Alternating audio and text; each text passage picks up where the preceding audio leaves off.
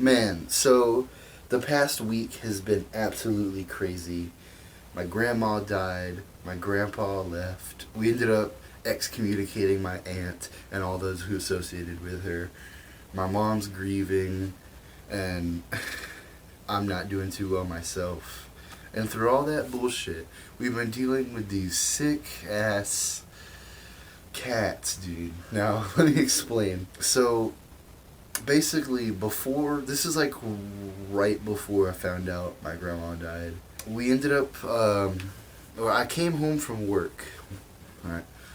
I came home from work one day, and my mom was like, "Look, there's a cat in the bathroom." And I'm like, "Oh, so we got a cat?" No, we didn't. Let me explain. So, on the way to church, my mom goes to church. On the way there, this cat ran up in the road and she stopped her car. The cat would not get out of the road and let her pass.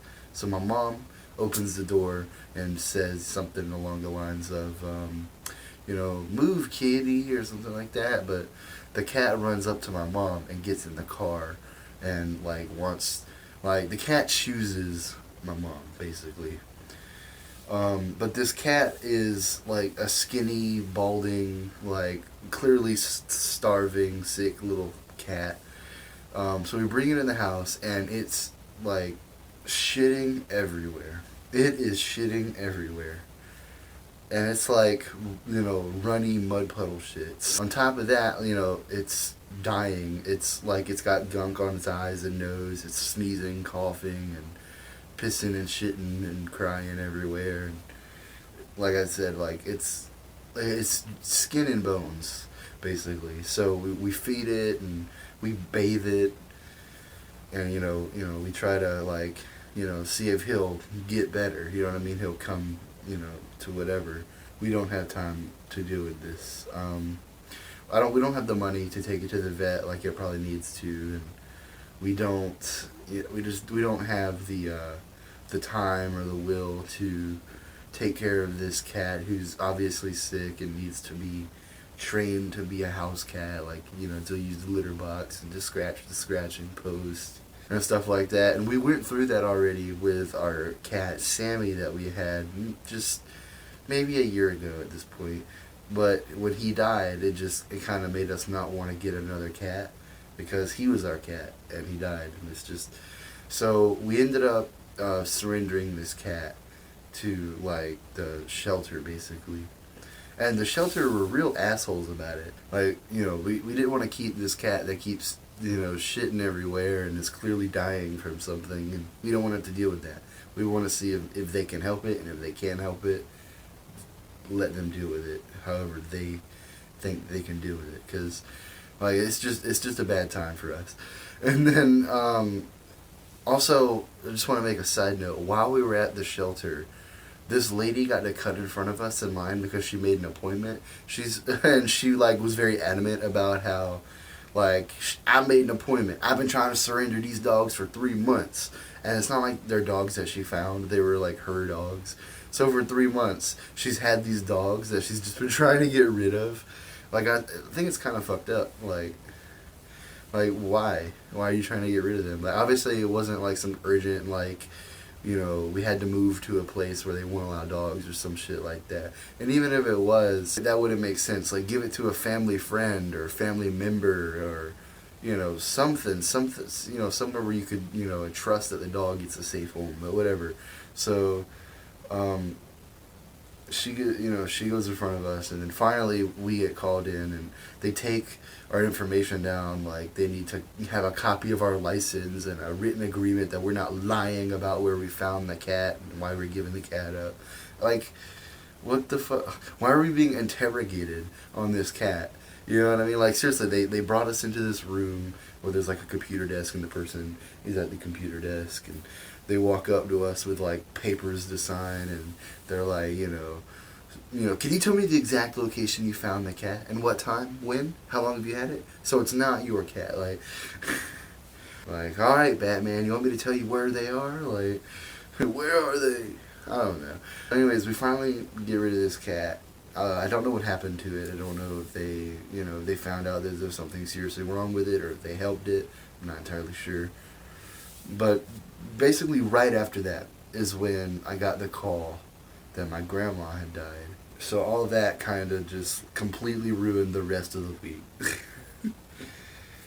Like, there was no good around this time, I guess.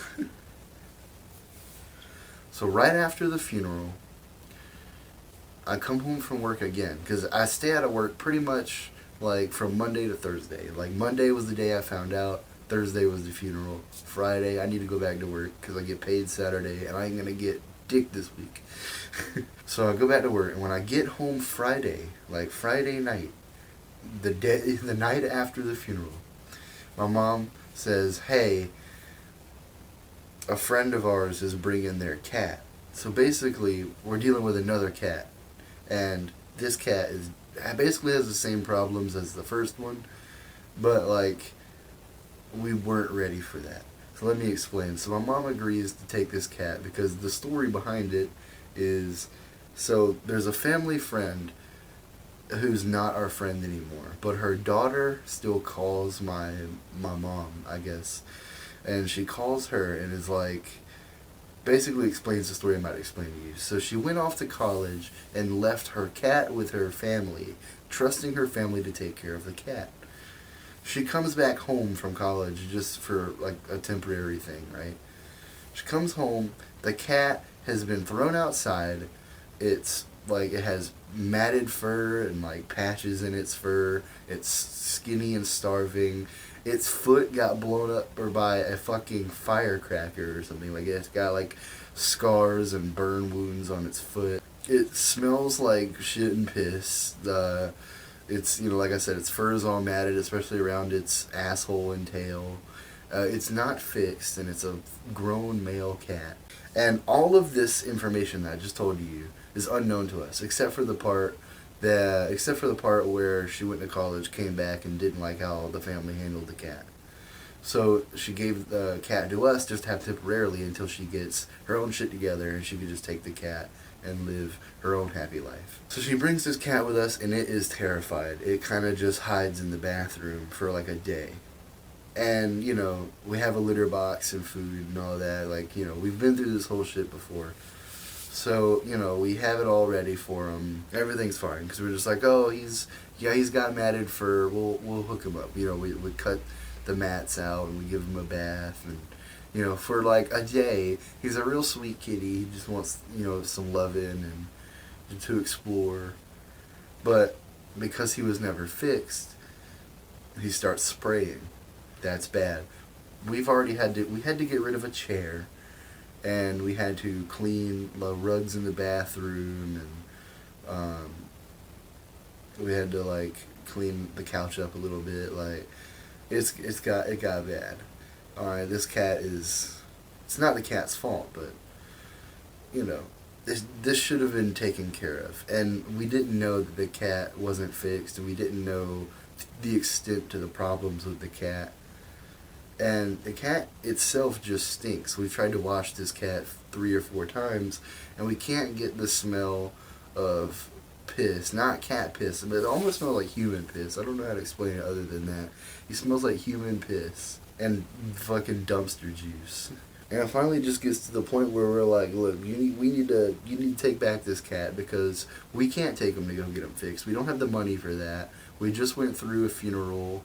We're grieving over a loss, and we just don't have the will to take care of this cat. Right now, the cat is just in it. We're keeping it in the bathroom. You know, we're keeping it well fed. We're cleaning the litter box, and we're trying to clean it, the cat.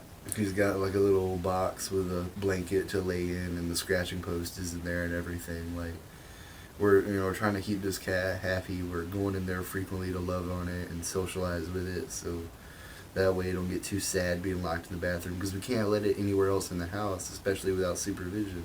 And, you know, no one's going to want to be up this cat's ass all day, especially when his ass smells like fucking cat piss. So yeah, I mean, the drama just doesn't stop. Because then, you know, we text the girl who originally gave us the cat, like, hey, you need to do something about your cat, because we've taken on more than we thought we could. I mean, to be fair, my mom didn't really know what she was agreeing to, because like, I want to say the day that she asked was like the day of the funeral, and there was just so much going on.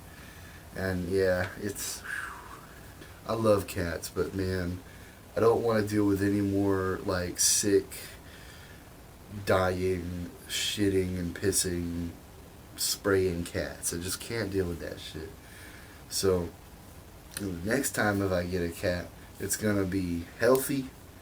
It's not gonna be some fucking hoodlum street cat. I mean, obviously you're gonna have to still like, teach the litter box and all that crazy bullshit. Which I don't know. I feel like I didn't have to deal with that much growing up. Like growing up, I had cats that would stay inside like pretty often, but it was allowed to go outside. We would just open the door, let it go outside. It would use the bathroom, hunt, and it'd be outside all day some days and be inside all day some days. But nowadays, I don't like when I see people on the internet who have cats. They're either like, oh no, I would never let my cat go outside, or like they don't have cats. So I don't know. I'm getting off topic here at the end. I don't know. I've been dealing with bullshit. I wanted to make a video about it.